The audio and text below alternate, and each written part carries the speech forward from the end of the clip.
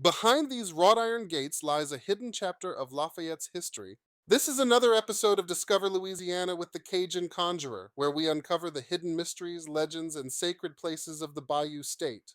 As we step through the wrought iron gates of the Lafayette Jewish Cemetery just off Lee Street and University Avenue, we enter a space of both solemn remembrance and deep history. Immediately to the right, a striking Art Deco monument commands attention. A towering angel, right hand pointing upward toward the heavens, left hand extended downward toward earth. At its feet, a mourner bows in grief. Flanked by torch designs, the statue symbolizes the eternal cycle. Human sorrow below, divine promise above, and the flame of memory that never extinguishes. It is a reminder that in Jewish tradition, remembrance is itself a sacred act, a bridge between this world and the next. Walking among the oak-shaded paths, we step into a history that reaches back more than 150 years. In 1869, former Louisiana Governor Alexandre Mouton donated this very land for use as a Jewish burial ground. By 1890, the Lafayette Jewish Cemetery Association, Menachim Aveilim, or Comforting the Mourners, was formally chartered. Their purpose was simple but profound: to ensure dignity in death and continuity for a community still building its life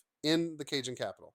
Lafayette's Jewish roots are closely tied to 19th century immigrants from Alsace-Lorraine and Eastern Europe.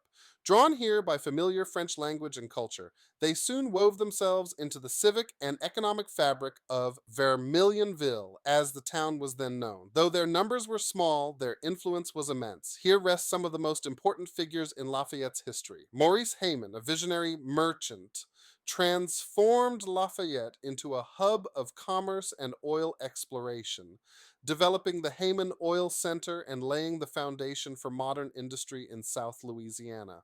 Henri Bendel, born here in 1868, rose to international fame as a fashion designer in New York, pioneering luxury retail and haute couture. His mother, Mary Plonsky Bendel, and his stepfather, Benjamin Falk, were themselves pillars of Lafayette's civic and commercial life.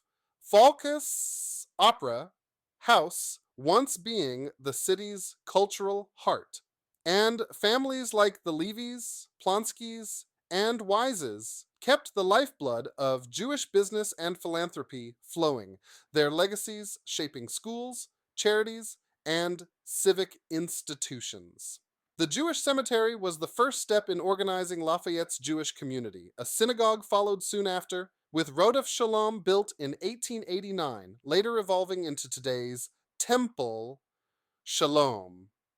Through divisions, mergers, and the inevitable challenges of assimilation, Lafayette's Jews persisted, building not only businesses, but a lasting spiritual home. As we pause amid these stones, we are reminded that cemeteries are not only about endings, they are also about continuity. Every name here tells a story of courage, enterprise, and resilience. Immigrants who crossed oceans and futures to lay down roots in South Louisiana. The angel at the gate lifts one hand to heaven and lowers the other to earth, a silent witness to the bond between past and present, grief and hope, memory and life.